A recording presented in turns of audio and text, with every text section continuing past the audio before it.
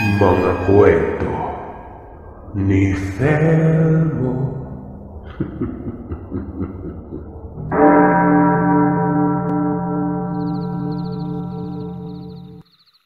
Mapagpalang araw po, Sir Seth. Gayon din sa mga tagapakinig. Tawagin niyo na lamang po ako sa pangalang Jose.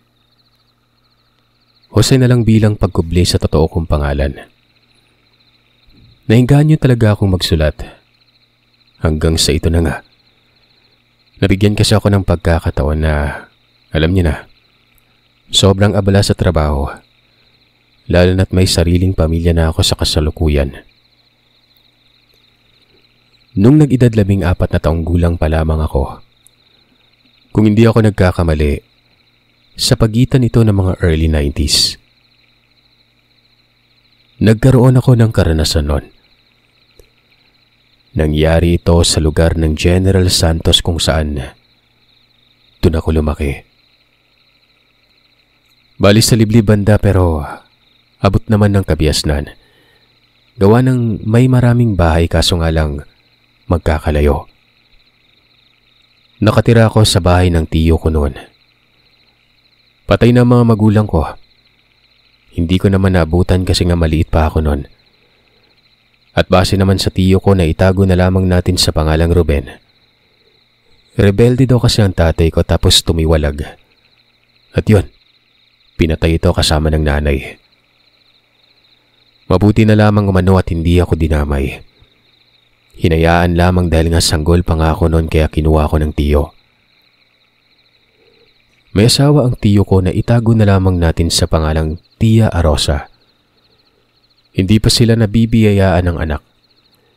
Hindi ko naman alam kung anong dahilan. Baka siguro may diferensya ang isa sa kanila. Sa tingin ko, ito ang dahilan kung bakit higit pa sa anak ang turing ng tiyo sa akin noon. Inaasikaso niya ako, pinag-aaral, tapos lahat ng luho.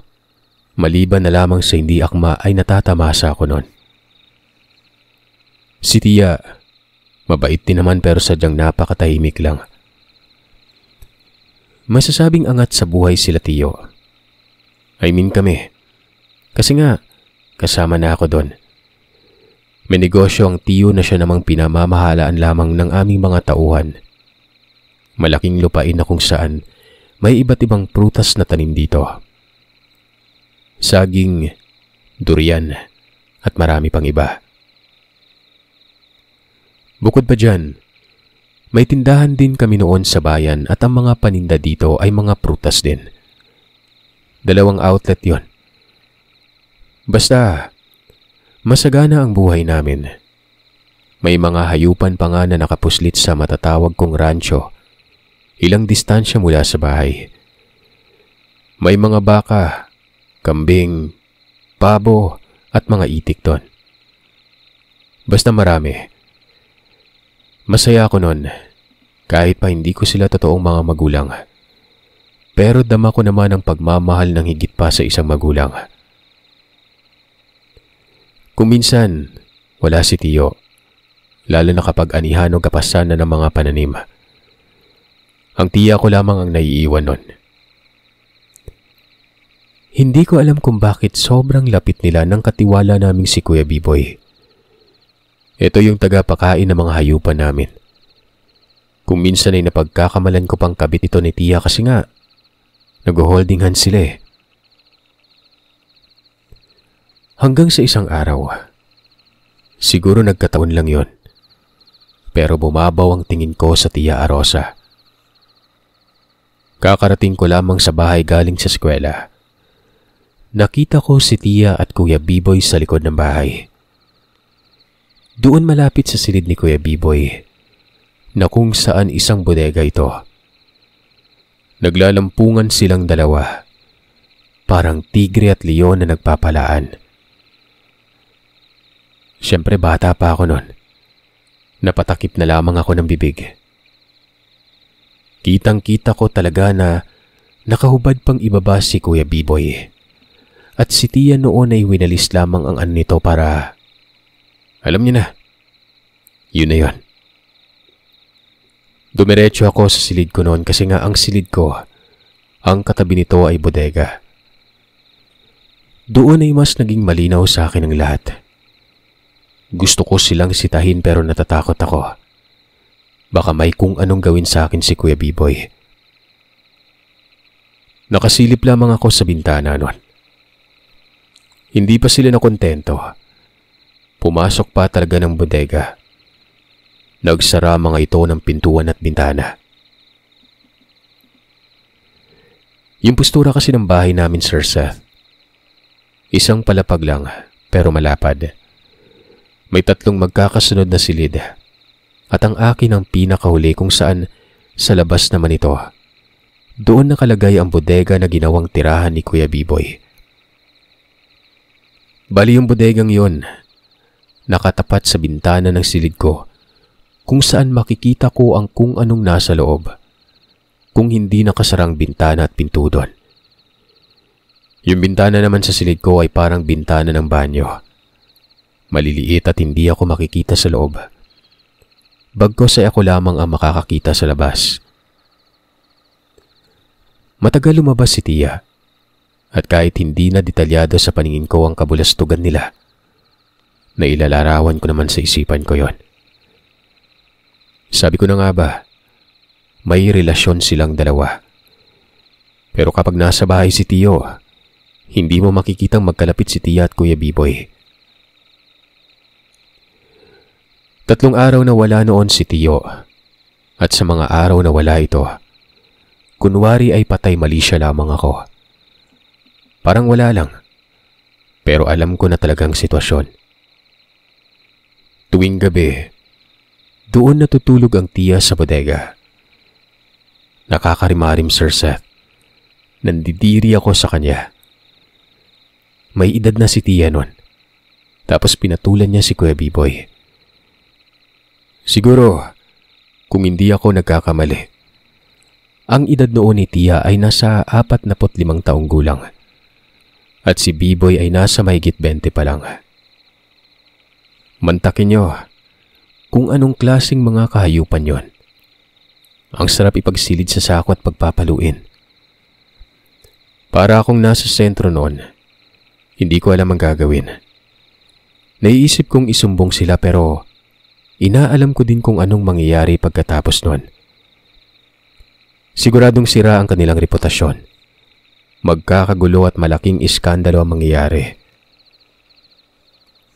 Pinag-isipan ko talagang maigi ang naiisip kong hakbang hanggang sa pinili ko na lamang magtikom ng bibig nun.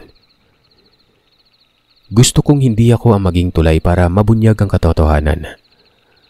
Bagkos, si Tio mismo ang makaakto sa mga ito. Kung kumilos pa si Tia Arosa noon ay parang walang nangyari. Yung pag-uutos niya kay Kuya Biboy ay maririnig mong katiwala talaga ang turing o isang utusan. Lalong-lalo na kapag naroroon ang Tio. Awang-awa ako dito kay Tio Ruben. Paano ba naman kasi? Itong si Biboy. Siya ang nag-alok ng trabaho dito. Kasi nga para may pagkakakitaan. Mula kasi sa bilangguan itong si Kuya Biboy dahil nga sa droga. Tapos yun lang no, ginapang si Tia. Hindi ko alam kung ang dahilan ba nito ay ang hindi nila pagkakaroon ng anak kaya humahanap ng paraan ng Tia na baka makahabol pa ito dahil nga mataas ng edad nito. Isang araw, nagpaalam ang Tia na uuwi muna siya sa lugar nila. Bibisitahin lamang umano nito ang mga magulang. Pumayag naman ang Tio nun. Alam niyo, Sir Seth, pag alis ng Tia, yun din ang pagkawala ni Kuya Biboy. Nagpaalam din itong magbabakasyon muna siya sa lugar ng pinsan kasi nga may kaanak umanong namatay. Awang-awa talaga ako kay Tio dahil walang kaalam-alam sa sitwasyon. Napaka-obvious na. Nasa bibig ko na talaga noon ang katagang nagtataksil si Tia. Pero naroroon naman ang pag-aalala kong lalaki ang gulo. Kako sa sarili ko, bahala na sila. Ayoko makialam. Kapag nakialam ako ay tiyak na ako ang pagmumulan ng malaking gulo at ako ang tatanungin sa mga nakita ko. Diba? Hindi matatahimik ang kaluluwa ko noon. Sa mura kong edad na yon ay hindi naman sa pagmamalabis pero malawak ng pananaw ko. Malawak din ang saklaw ko sa pagiging isang tao dahil nga nakakasalamuha ako lagi doon ay puro matatanda sa akin ang edad. Wala akong nakakalaro. Puro mga katiwala. Mga nangangalaga sa taniman at iba pa. Sa kanila ako nahubog na parang hindi dumaan sa pagkabata noon. Bagkos ay naging matanda na ako mag-isip. 2 linggo ang pagkawala ni Tia. Si Biboy naman noon ay nagpapakita pero kagad ding umalis. Galit na ako pero hindi ako nagpapakita ng negatibong reaksyon nun. Isang hapon, nakita ko si Tio na nakahiga sa may sala namin. Para bang may sakit kasi nga nakatalukbong ng kumot at ang ulo lang ang nakalitaw. Inat na inat pa ang kumot na wari ba'y nilalamig nun. Kagad ko siyang tinanong, "Kako, may masama ba sa pakiramdam niya?" Ay naman sa Tio Ruben, tinatangkaso daw siya. Baka dulot ito nung umuwi siya at nabutan ng ulan. Dagdag pa ng Tio, wag ko na lamang daw siya isipin nun kasi nga nakainom na rin siya ng gamot. Kumain na lamang umano ako dahil may inihanda umano siya nun. Isipin niyo kung gaano kabait ang Tio ko. Kahit masama ang katawan, hindi ako pinapabayaan. Sabi ko sa kanya ay ipagpahinga na lamang ang sarili at ako na ang mag-aasikaso sa kung ano mga kailangan ko sa araw-araw. Hindi naman nagsalita ang Tio at nakita ko ang ngiti niyang may kasama pang pagkislap na mga mata. Mas maaga na akong nagising noon. Ako na ang nagsasaing para sa sarili ko. Basta ako na talaga at hindi ko na inasa pa kay Tio. Kahit pa sinisita niya ako pero sinasabihan ko lamang na magpahinga na ito. Isang hapon, Sir Seth, nung makarating ako, wala na sa sala ang Tio. Naiisip kong baka gumaling na siya.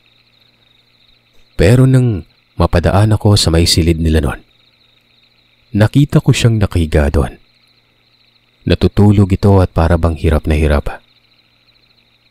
Tinitigan ko siyang maigi. Nakasimangot ang mukha niya habang nakapikit ang mga mata. Lumapit ako noon. Pansin ko ang arenola sa gilid. Ang laman noon kung hindi ako nagkakamali. Dugo. Pula eh. Hindi ko alam kung saan galing yon. Sariwa ang dugong yon at may nakikita kong gumagalaw-galaw na para bang maliliit na salagubang. Pamilyar ba kayo sa salagubang na kulay berde? Makintab ito. Basta maliit siya. Ganon lang nakikita ko sa dugo na nasa arenola. Maya-maya pa ay biglang napahawak sa dibdib ang Tio. Pumuka ang mga mata nito sabay bangon. Nagulat ako nun. Bumaba siya ng katre at tubo ng ubo. Ilang saglit lang ay humugot siya ng malakas na hangin na wari ba'y naglalabas ng plema. Sabay dura doon sa arenola. Doon, Sir Seth, ay nanlaki ang mga mata ko. Dahil dugo ang dinudura ni Tio doon. Napaduwal pa nga ako at sinabi kong,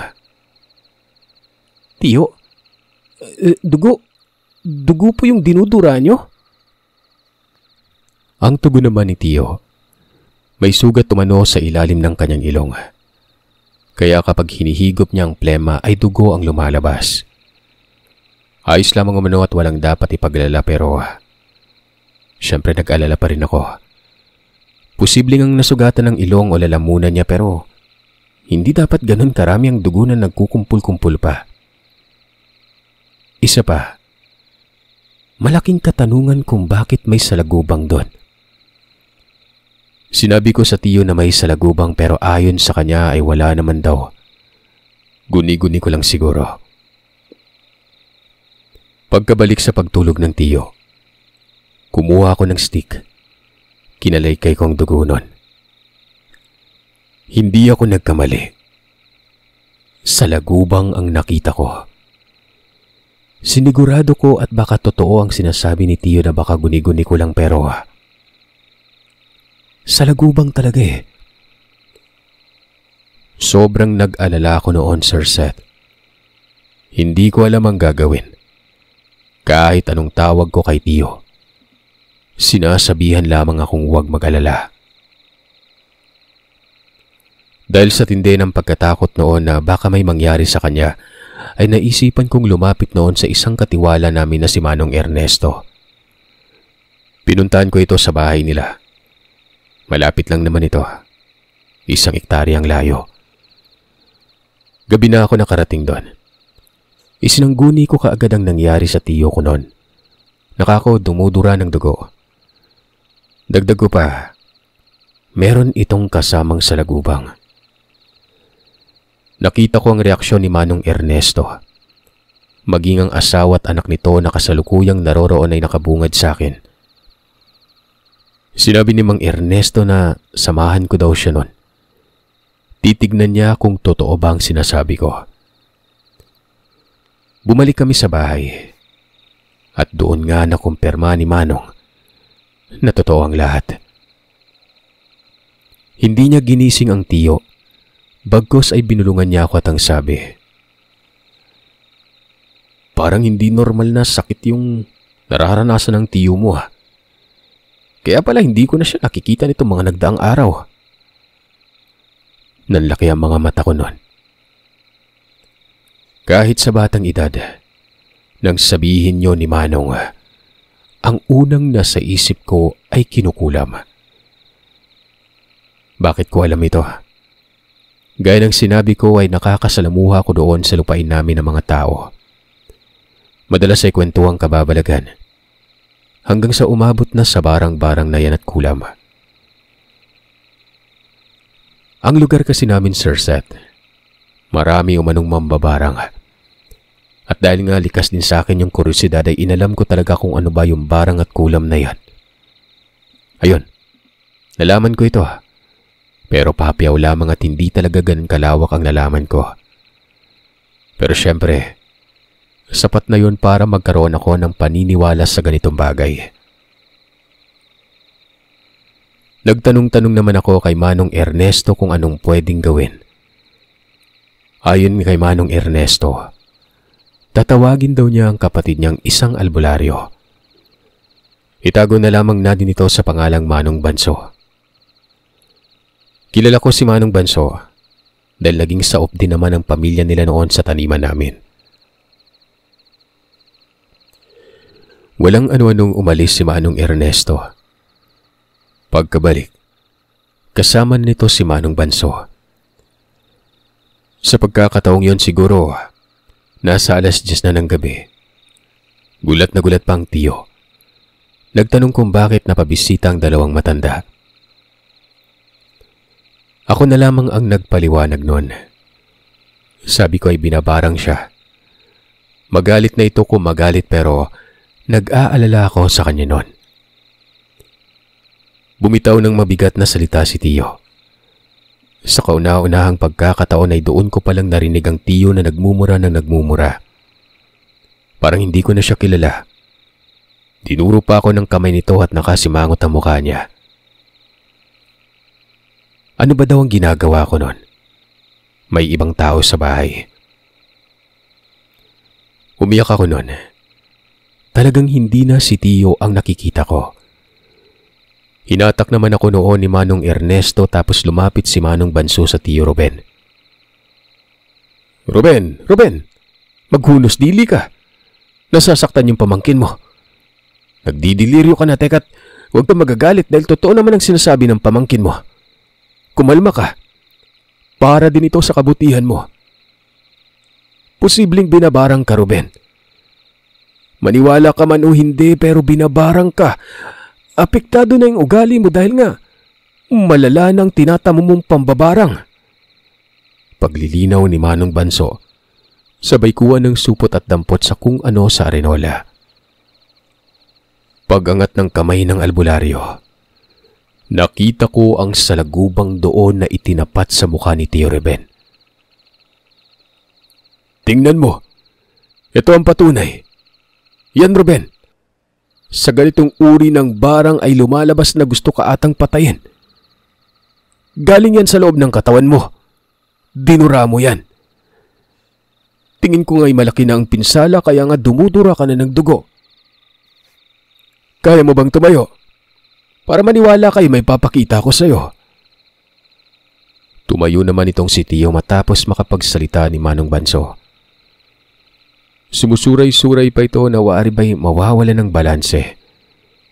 Kagad namang inalalayan ni Manong Ernesto ito.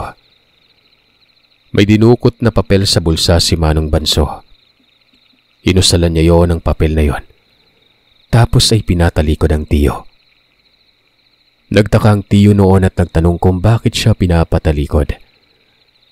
Ayon naman kay Manong Banso, titingnan kung may anino bang lalabas nun.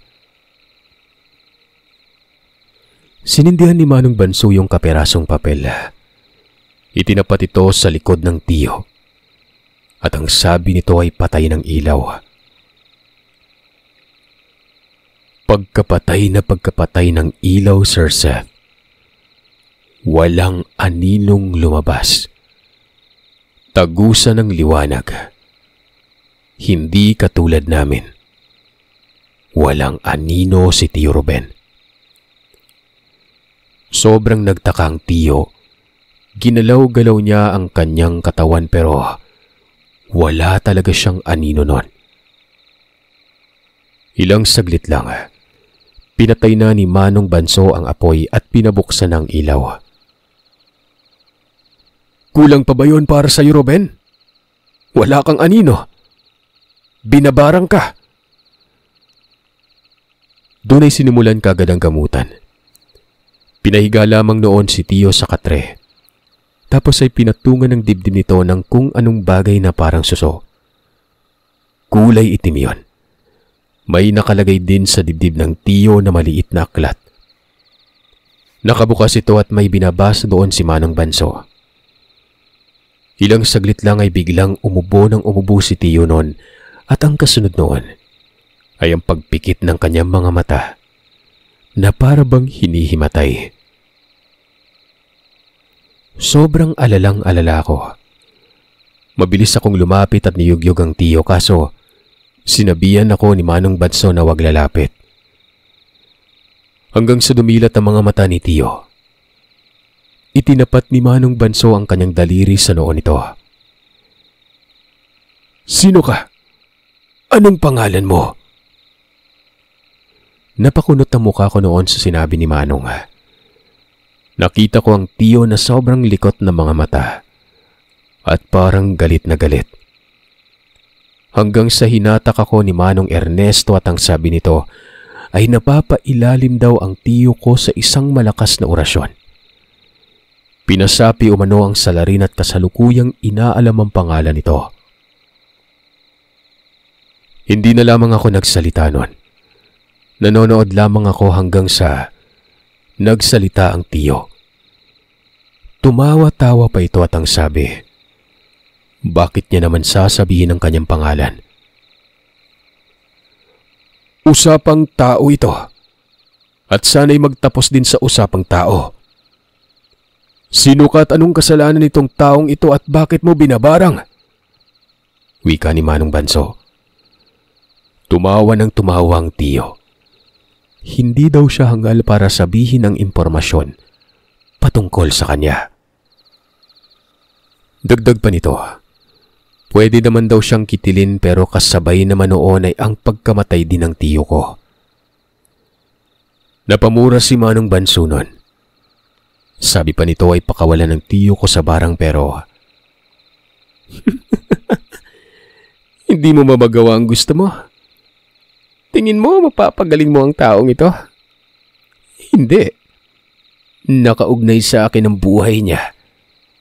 Kung papatayin niyo ako, abay damay na rin siya. Wika ng sumasapi kay Tio nun. Hanggang sa bigla na lamang pumikit ang mga mata ng Tio Ruben. At doon ay panay bitaw ng mabibigat na salita ni Manong Banso. Ayon dito ay nakawala daw sa malakas na panggapos ang salarin. Malakas na mambabarang umano ito. Ilang saglit lang, may lumabas sa bibig ng tiyo. 2 salagubang ito, Sir Seth. Katulad noong salagubang na naroroon sa may arenola. Kasabay naman ito ay bumuka ulit ang mga mata ng tiyo. Bumangon at tumubunon. At doon ay nakita ko ang tilamsik ng dugo sa kanyang mismong bibig. Napapailing noon si Manong Banso at ang sabi nito, hindi niya kaya ang mambabarang. Kung hindi ito magagawa ng paraan ay maaaring humantong sa pagkamatay ni Tiyo. Ano bang dapat gawin natin, Banso? Ano bang maitutulong ko? Sabat ni Manong Ernesto. Ang sabi naman ni Manong Banso ay kailangang mapuntahan ang bantugang manggagamot sa Antipas. Kailangang yun daw ang humarap sa mambabarang. Dahil yun lang ang may kakayahan na gapiin ito. Dali-dali kong sinabi noon na puntahan namin. Umiiyak na ako noon. Sumang-ayon naman si Manong Ernesto. Kaming 2 pupunta. Sumingit si Manong Banso sa usapan. Magpapaiwan siya para hadlangan ng barang para kahit papano'y humaba-haba pa ang buhay ng tiyo noon. Bumiyahe kami noon ng halos 4 na oras bago pa makarating sa Antipas. Bukang liwayway na ito. Nasa liblib pa ang bahay kaya naglakad pa talaga kami. Pero habang naglalakad kami noon, nagtatanong si Manong Ernesto kung may nakaalitan ba si Tio Ruben. Gawa ng ako naman ang laging nakakasama sa bahay at baka may napansin ako noon. Pero wala eh. Hanggang sa pumasok sa isipan ko ang kabulustugan na ginawa ni Tia. Kahit takot ako ay sinabi ko kay Manong Ernesto yon. Pero nakiusap ako na sa amin na lamang at huwag nang ipagsabi sa iba. Napamura si Manong Ernesto. Galit na galit at sinabing walang pakundangan umano si Biboy. Dati pa daw niya sinasabihan si Tio Ruben na huwag magtitiwala kay Biboy pero sadyang napakabait na daw talaga ni Tio. Ngayon alam ko na. Alam ko na yung dahilan. Yang si Biboy, angkan ng mambabarang yan. Humanda sa akin yung animal na yan kapag nagpakita yan eh. Yung tiya mo pumatol sa katiwala eh. May kasalanan din yan eh. At kung hindi ako nagkamali, sila ng tiya mo yung nagpapabara ngayon sa tiyo mo. Wika ni Manong Ernesto. Hindi ko alam pero tila ba nabunutan ng tinik ang dibdib ko. Naging maluwag na kasi nun. At bukas na akong makipag-usap sa mga bagay na ang saklaw nito ay ang iskandalo nila tiya. Hanggang sa makarating kami sa bahay ng bantugang albularyo. Gulat na gulat ako dito. Babae ito. Matandang babae na aakalain mong malapit ng mamatay dahil sa sobrang katandaan. Itago na lamang natin ito sa pangalang Lola Toria. Walang ano-anong isinangguni kaagad ang problema. Tapos habang nakikinig ang matandang yon, bumubuka-buka ang bibig nito na para bang wala na ito sa saktong katinuan kasi nga tumutulo pa yung laway. Pero nang magsalita naman ito ay nagulat ako. Paano ba naman kasi ay napakapulido at may punto. Nagapos pala. Bakit naman nagpatinag ang kapatid mo, Ernesto? Dapat ay hindi siya nagpapatinag. Hindi totoo ang sinasabi ng bambabarang na yon, na kapag pinatay siya ay mamamatay din ang biktima. Hindi ko alam, Toria. Pero base lang naman sa mga salaysay ng kapatid ko yun eh. Pero tingin ko nga dun, totoo yung sinasabi ng mambabarang eh. Kasi nga nakawala yun sa pagkagapos eh. Malakas po siya. Ang sabi naman ni Lola Toria, pupuntahan daw niya ang pasyente. Titingnan niya kung gaano kalakas itong mambabarang na ito. Sa mga sandaling yon, Sir Seth, ay sumamang ang matanda. May alalay pa itong isang babae na sing edad ko lang ata. Naitago na lamang natin sa pangalang Lila. Napapailing na lamang ako kay Lola Toria noon. Sa likod ng katandaan ay napakaliksi pa rin. Yung akala kong ilang buwan na lamang ay papanaw na ito, pero nagkakamali ako. Mabilis pa nga yung maglakad kaysa sa akin, basta dire-diretso lang yung biyahe namin nun eh. Habang nasa biyahe, sinasabihan ko si Manong Ernesto na hanggat maaari ay huwag ipaalam sa tiyo na ako ang mga nagsabi nun. Hindi naman siya sumasagot. Basta galit si Manong Ernesto. Nang makarating kami sa amin, gabi na. Ginabi kami kasi nga nasiraan pa talagang sinasakyan namin noon na para bang sinadya ng panahon. Nung nasa bahay na kami, yumuko si Manong Banso sa harap ni Lola Toria. Nagmano ito, sabay tayo at halik sa noon. Kitang-kita ko kung gaano kataas ang respeto niya sa matandang yon. Eto, hindi ko alam kung gagaling pa ba ito, pero naniniwala ako sa kakayanan mo, Mamang Toria. Nga pala, Ernesto, ikaw na lang muna ang mag-asikaso sa makakain nila lalo't gabi na. Tulungan mo na lang siya, Jose. Nga pala, mas matanda itong si Manong Banso kay Manong Ernesto. Nasa 70 taong gulang na atang edad ni Manong Banso, habang si Ernesto naman, presko pang mukha na parang nasa 60s pa lamang. Ayun nga, si Manong Ernesto ang nag-asikaso. Tinuruan ko na lamang kung saan nakalagay ang mga maluluto nun, maging ang magagamit sa kusina. Si Tiyo noon ay nakapikit ang mga mata na parabang patay na yon. Namumutla na ito, pero hindi naman naaalarma si Manong Banso, kaya natitiyak kong buhay pa ito. Yung nakikita kong paghahanda ni Manong Banso noon ay sobrang layo sa paghahanda ni Lola Toria. Nagmungkahi ang matanda na doon sa sala isasagawa ang gamutan. Ginising ang tiyo pero hindi naman bumubuka ang mga mata. Kaya pinagtulungan nila Manong Banso ito at Manong Ernesto. Nilapag na lamang sa sahig na nilagyan ng banig. Pinalayo kami. Sabi ni Lola Toria, lumabas daw muna kami ng bahay. Hindi ko alam kung bakit, pero ayon kay Manong Banso, ay natitiyak siyang ang gagamitin ng matanda ay isa ding barang. Dahil bukod umano sa matinik na manggagamot ito, ay matinik din na mambabarang. Napakadelikado umano kapag naroroon daw kami sa loob, kasi nga ang mga buhay na salita nito ay napakalakas at posibleng sa amin tumama nun. Basta yun lamang ang paliwanag sa akin ni Manong Banso. Mga ilang oras din kaming nasa labas nun. Ang naroroon lamang sa loob ay sila Lila, si Lola Toria at ang tiyo kong wala ng malay. Maya-maya lumabas si Lila. Kinawayan kami at sinabing pwede na daw kaming pumasok. Sinabi ni Lola Toria na nakawala na daw sa barang si tiyo, pero dahil sa lakas ng sumpa, malaki umano ang naging pinsala nun. Kumbaga, hindi ito naagapan kaagad. Ang tiyo mo sa ngayon ay tulog pa rin. Pero ewan ko kung gigising pa ba siya.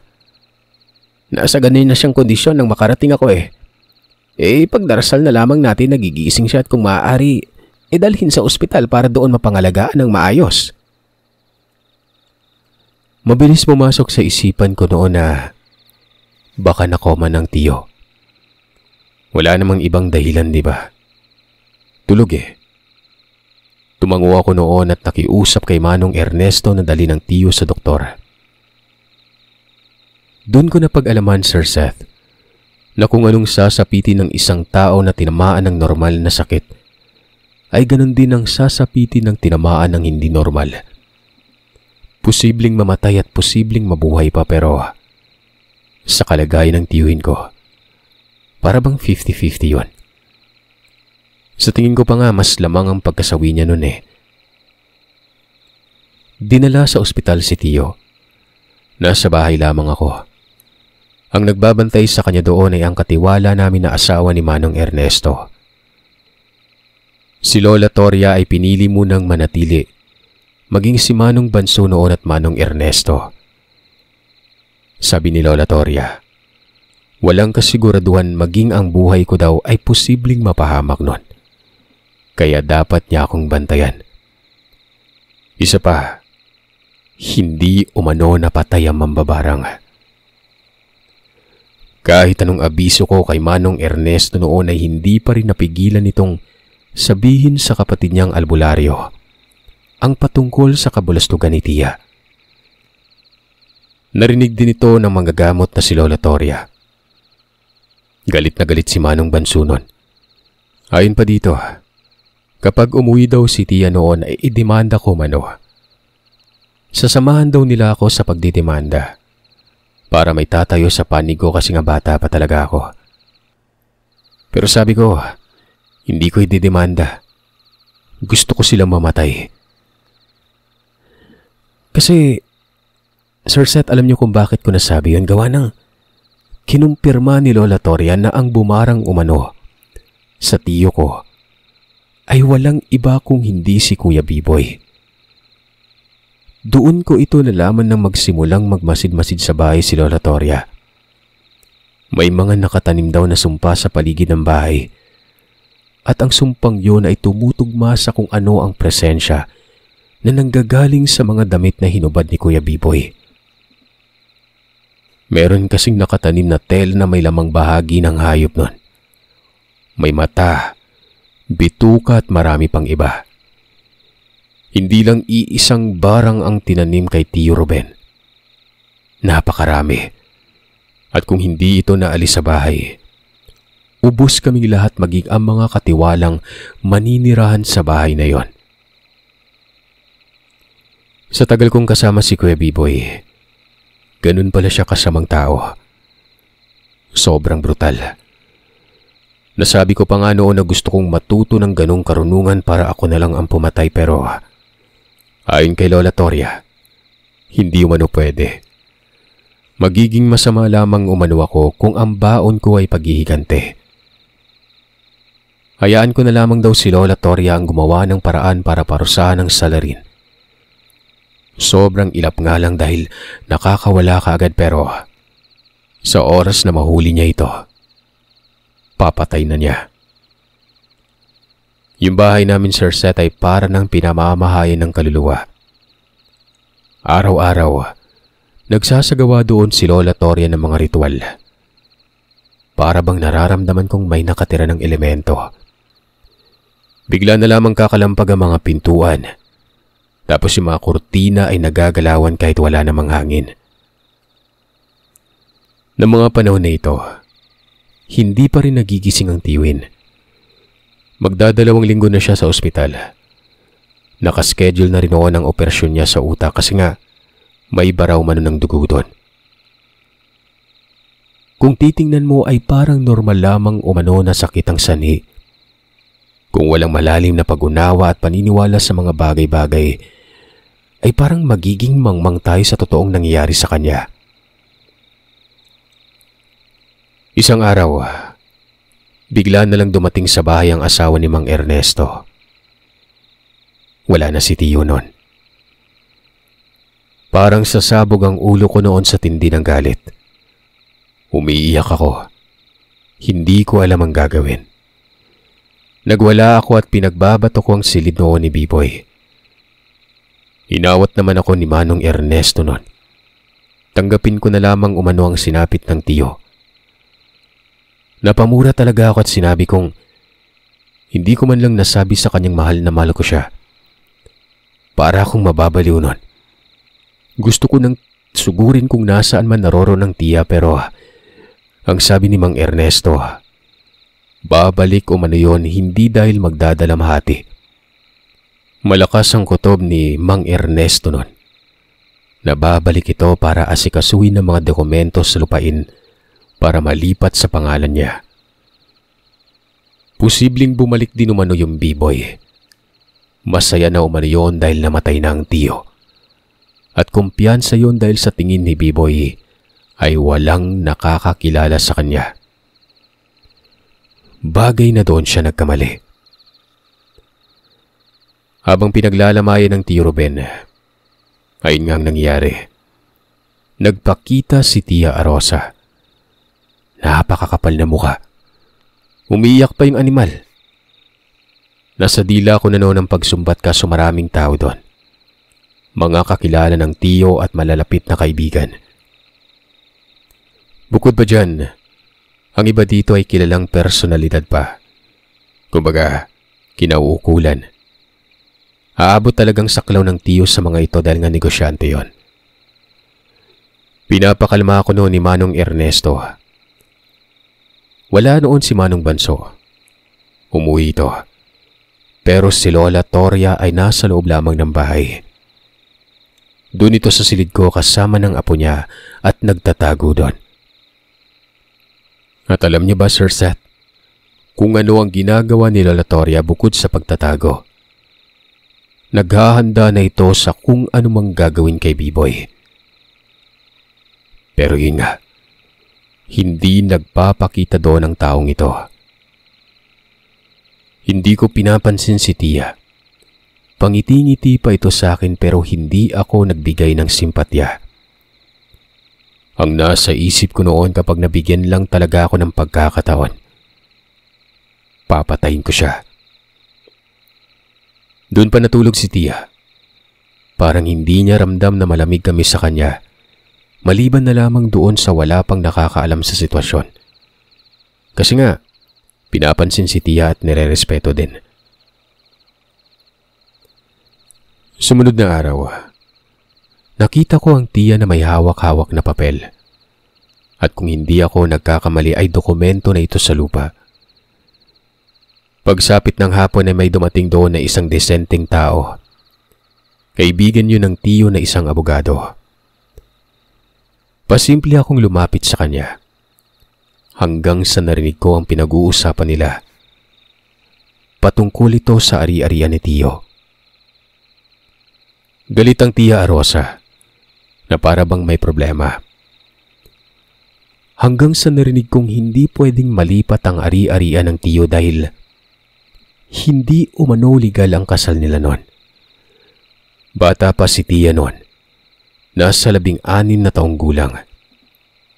Hindi sila nagpakasal ulit sa West nang tumungtong na sa saktong edad ng Tia kaya mapupunta umano ang ari-arian sa pinakamalapit na kamag-anak.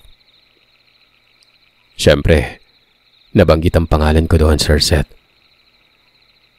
Patay mali siya ako pero detalyado kong pinapakinggan ang lahat ng pinag-uusapan nila.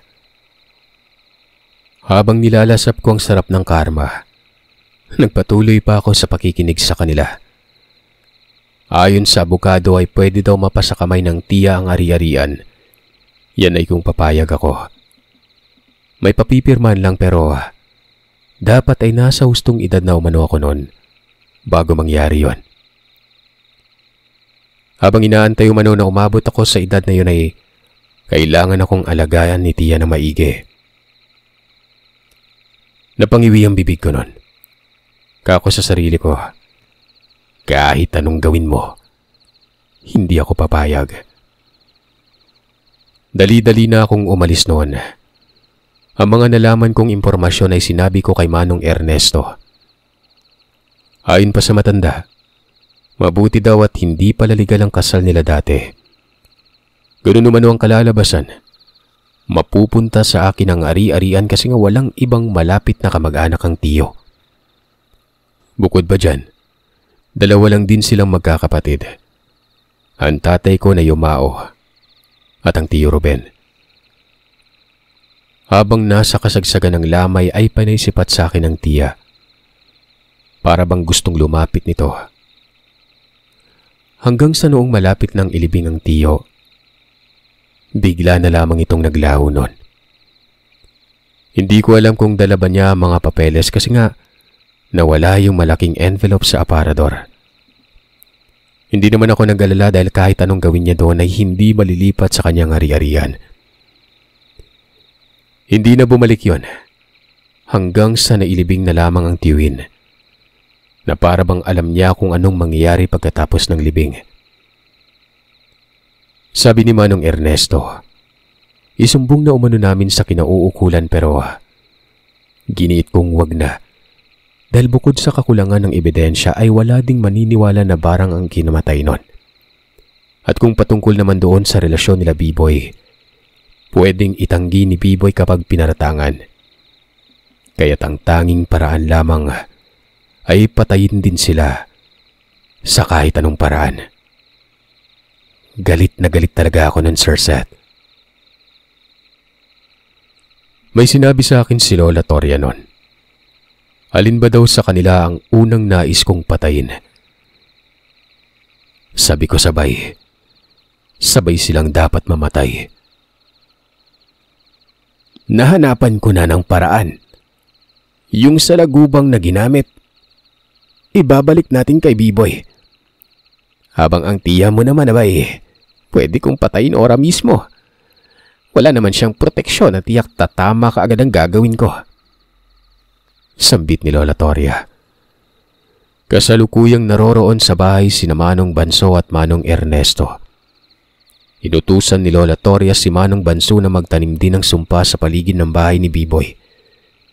Yan ay kung alam daw ni Manong Banso kung saan nakatira yon. Napakailap kasi nito at hindi matukoy ng Lola Toria ang lugar.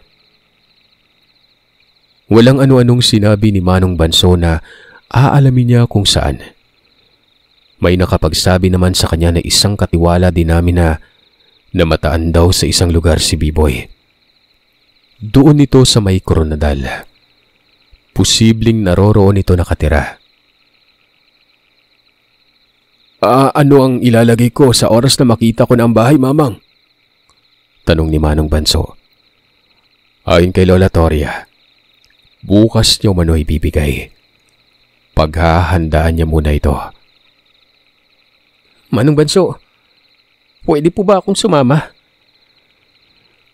Ang sabi ni Manong Banso, mahaba na umano ang pagliban ko sa eskwela. Siya na umano ang bahala doon pero giniit ko na wala na akong ganang mag-aral. Nagkatitigan si Manong Ernesto at Manong Banso. Sabay pang tumango ang dalawa at sinabi ni Manong Ernesto noon, nasasama na rin siya. Pinaalalahanan na ako ni Manong Banso na aalis kami. Pagkatapos daw matanggap ang ipapatanim ni Lola Toria, sisibat na umano kami noon. Naganda talaga ako noon. Hanggang sa pagsapit ng hapon, tinawag na ako ni Manong Banso. Kasalukuyang nasa silid ako noon nila Tiyo. At paglabas ko ay nakabungad sa akin ang dalawang matanda. Nakabungad ang aligagang mga mukha nila Manong Ernesto at Manong Banso. Nagpapasalamat talaga ako sa mga ito.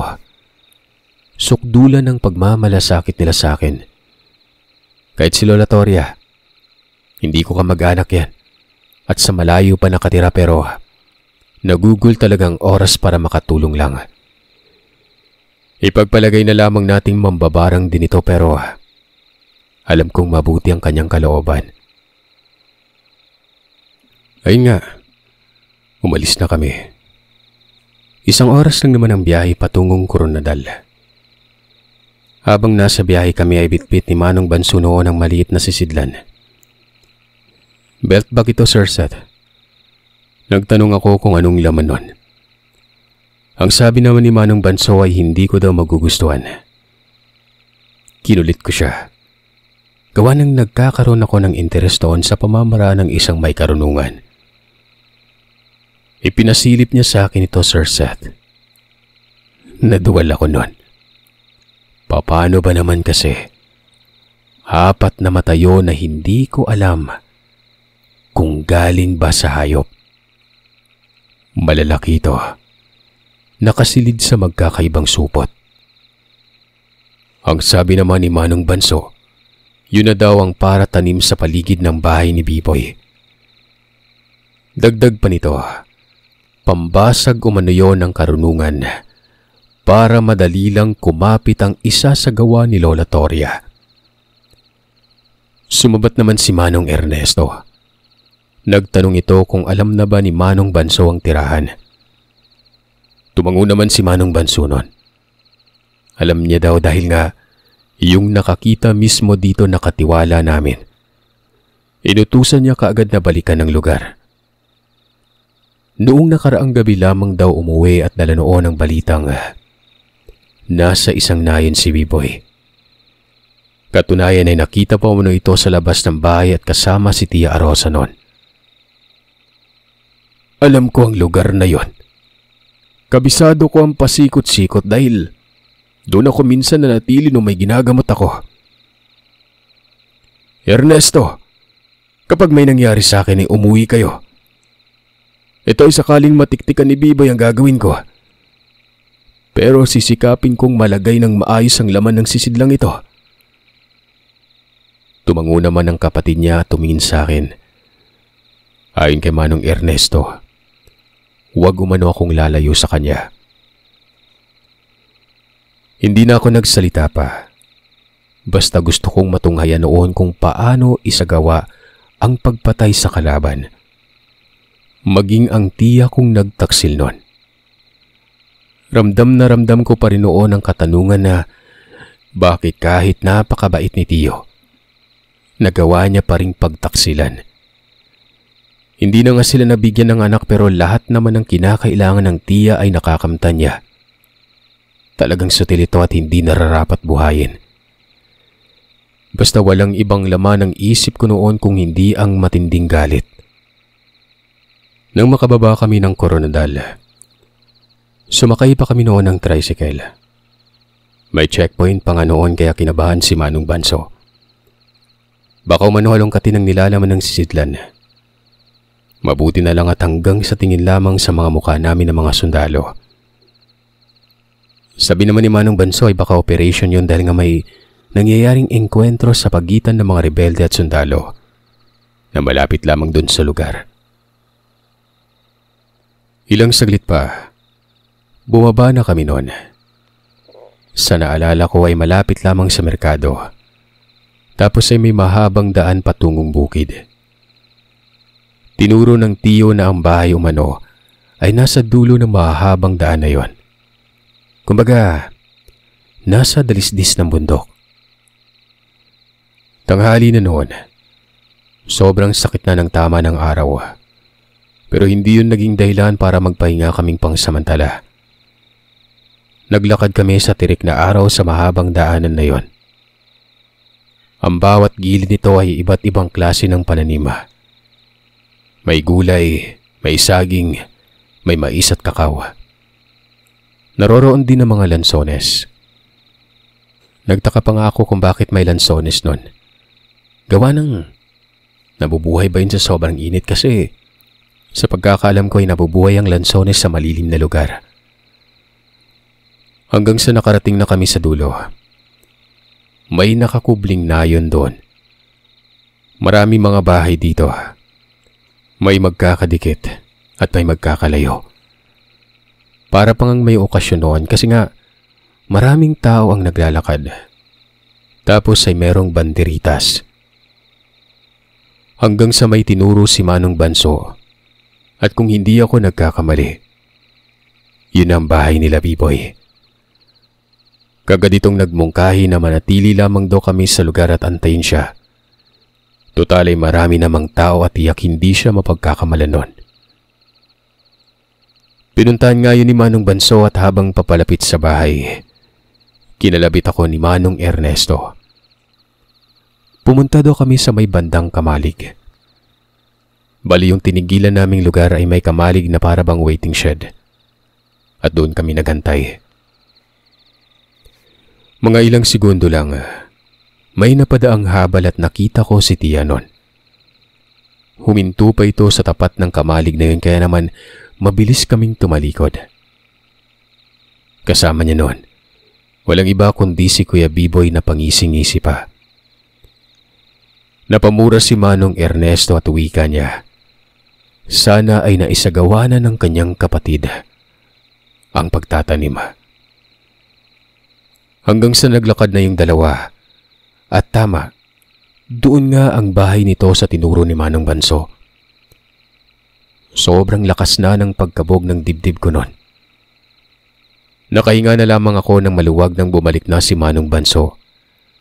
Kaagad sinabi nito na taninan niya umano ang mga sumpa. Umuwi na kayo ngayon din, Ernesto. Bigyan niyo ng hudyat ang matandang si Mamang Toria. Magpapaiwan ako dito para siguraduhing mamamatay talaga si Biboy.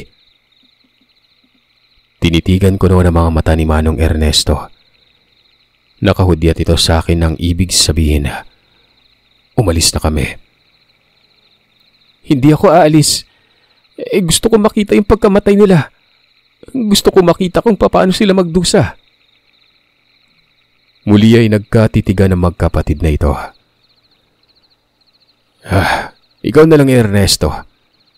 Parang gigil na gigil ang batang to. Sabagay hindi biro ang mga nangyari. Wala namang kalaban ng tiyo niya. Hindi naman nagbigay ng komento si Manong Ernesto. Mabilis itong umalis habang si Manong Banso naman ay kinausap ako. Nalaman niyang bukas ang kapiyastahan ng lugar. Pwede daw kaming gumala noon pero dapat ay maging mapagmatsyag kami. Ramdam niya umano na napakaraming mambabarang sa lugar. Swerte na nga lang at ang mga mambabarang na ito sobrang abala. Kaya malaya niyang naitanim ang sumpa. Pagsapit ng gabi, napakaingay sa lugar. May igik ng baboy, kantahan at ilan pang sigawan na galing sa mga taong nagiinuman. Yung igik ng baboy siguro, may nagkakatay na sa ganong oras. Natatanaw ko ang bahay nila Kuya Biboy. May mga tao din doon at sobrang kapal ng usok sa lugar. Aminado akong nakaramdam talaga ako ng pagkabagot. Isipin niyo, ang tagal naming nakaupo doon. Napakasakit na ng balakang ko. Ang tanong ay kung saan kami matutulog. Nagsisisi tuloy ako noon. Hindi ko naisip na matatagalan ang resulta. Pero dahil na rin sa kagustuhan kong matunghayan ang lahat, hindi ako nagreklamo. Hanggang sa maya-maya ay nagsabi si Manong Banso na gumala-gala daw kami. Dadaan-daan lamang sa mga kabayan tapos babalik agad. Ginawa namin yon. At sa hindi inaasang pagkakataon, nakasalubong pa talaga namin si Tia. Nagmamadali ito habang may bitbit na malaking Tupperware. Napahinto yun at tumitig sa amin. Hindi naman kumibo si Manong Banso kaya hindi na din ako kumibo nun. Nakipagtitigan lamang kami sa kanya. Iniisip kong kapag may motibo ay aalis ang Tia pero kapag wala, papansinin kami nito. Pero alam niyo ba kung anong nangyari? Dinaanan lang kami matapos ng ilang segundong titigan. Parang hindi kami kilala. Nang makalayo ang Tia, dali-dali kaming sumirit ng lakad. Mabilis ito. Tapos ay nagtago kami noon sa isang banda. Natatanaw namin ang bahay nila Banso na para bang nagkakagulo doon at nakatuon ang atensyon ng mga tao sa kung saan kami nakasalubong ni Tia. Nalinti ka na. Dapat pala hindi na lang tayo gumala, ano? Ano mang mangyari, Jose? Sa oras na may lumapit sa atin, tumakbo ka lang ng tumakbo ha. Ako nang balang humarap. Basta tumakas ka lang. Dagdag pa ng albularyo. Sobrang tagal umano ng hudyat na may nangyayari na kay Biboy. Dapat sa ganong oras umano ay may dinadaing na ito pero wala pa rin. Hindi naman ako nagsalita nun. Nagpasalamat na lamang ako at walang lumapit sa amin. Siguro, Kaya sinabi ni Manong Banso na ako na lamang ang tumakbo. Kasi nga, hindi niya na kayang gawin yon. Matandang-matanda na kasi ang kapatid ni Manong Ernesto. Pero sa akin, hindi ako nakaramdam ng takot. Desperado ako noon. Kung wala nga lang magagalit noon ay lalapitan ko talaga ang tiya. Bubulyawan ko ito sa kabulastugan niya. Maya-maya pa, nagkasigawan muli. Doon ay napatayo na si Manong Banso. Hindi ko alam kung paano niya nalaman. Basta sinabi niya sa akin na tumama na daw ang barang. Yung pagsisigawang yon ay saglit lang naman at natahimik din kaagad. Kasi nga may mga taong lumapit. Hanggang sa ano ba tong nakain ko pero lumapit ako. Tinawag ako ni Manong Banso pero hindi ako nakikinig sa kanya. Nais ko lamang patunayan noon kung totoo ba ang mga sinasabi ni Manong Banso. Ilang distansya na lamang ako noon. Nakita ko sa bintana na parang pinagtutulungan si Biboy. Hindi man malinaw dahil ulo lamang ang nakikita ko sa kanya. Nakaupo ito sa gilid ng bintana. Tinatapik-tapik ng isang tao doon.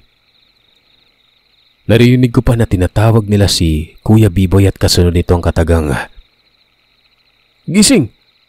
Gising! Oy, Biboy! Gising!" Umiyak si tiya. Pinagmumura ko siya sa isip ko. Umiyak ang animal sa taong lapastanganan. Umiiyak siya doon sa kabit niya. Ewan ko ba, mas gwapo naman ang tiyo kumpara kay Kuya Biboy pero kapit na kapit si tiya doon. Ilang saglit lang ay muling nagkasigawan. At ang sigaw na yon ay kasama na doon ang katagang, "May lumalabas na sa lagubang sa bibig ni Biboy." Napangiwi na lamang ako noon at dahil nasa bintana ang tiya. Tinawag ko ito at lakas loob kong sinabi na, "Hoy, Taksil!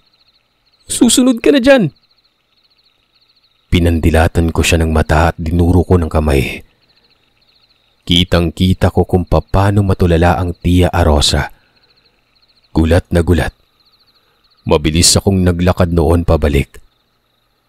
Nakita ko si Manong Banso doon sa may kamalig. Galit na galit ito at ang sabi ay bakit pa daw ako lumapit. Kumbaga, magiging halata na ng mga kalaban namin kung sino ang dahilan. Sabi ko naman, kahit hindi naman ako magpakita ay talagang may motibo na sila. Wala namang gagawa ng iba kundi ang kalaban lang. Hindi na umimik pa si Manong Banso noon. Dali-dali kaming umuwi. At nang makarating kami sa bahay ay nakita ko si Manong Ernesto na nakabungad sa beranda. Nagkakapito, naglalaro ng baraha. Pagsabi sa akin ni Toria na tumama ng barang, naglaro na ako ng baraha. Ito, binili ko. Gagamitin ko sana sa lamay ng tiyo mo pero di ko matimdong kaya hindi ko nilabas. Ngayon ko lang nilabas para pangunahan yung lamay ni Biboy. Pesting yawa yun. Ang sabi ni Toria, hindi na daw sisikatan ng araw yon. Napatango na lamang ako.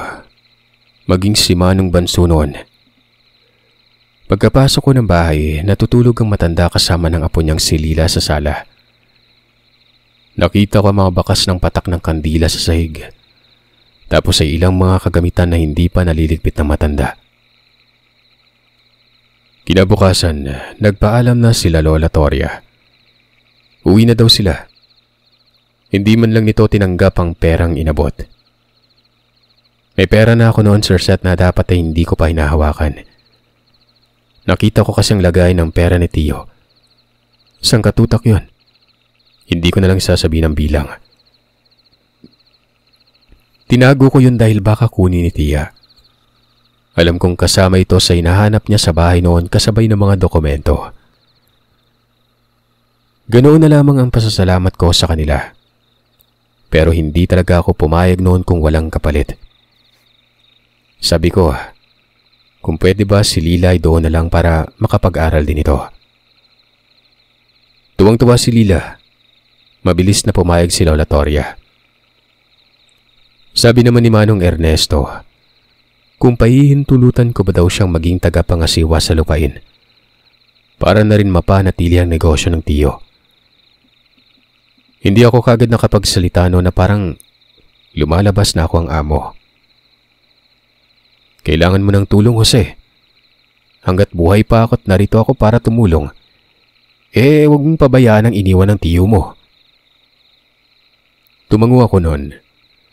Sabi ko ay pinapahintulutan ko siya. Maging si Manong Banso noon. Ipinagkatiwala ko sa kanya ang taniman ng saging pero ayon dito, matanda na daw siya. Ang mga anak niya na lamang umano. Nga pala Sir Seth, itong si Lila. Ito ang kasalukuyan kong asawa. Nagkamabutihan. Kahit ako hindi ko inaasahan. Sa bagay, kami lang naman sa bahay kaya nagkaroon talaga ng spark noon. Lalo na nung tinutukso ako noon ni Manong Ernesto. Kaya ayon, yung pananatili niya ay panghabang buhay na pala. Pero bago nangyari yon, balikan muna natin yung mga araw pagkatapos mamatay si B-Boy. Hindi na nga nasikatan ng araw ito. Ilang araw lang ay bumisita si Tia Rosa.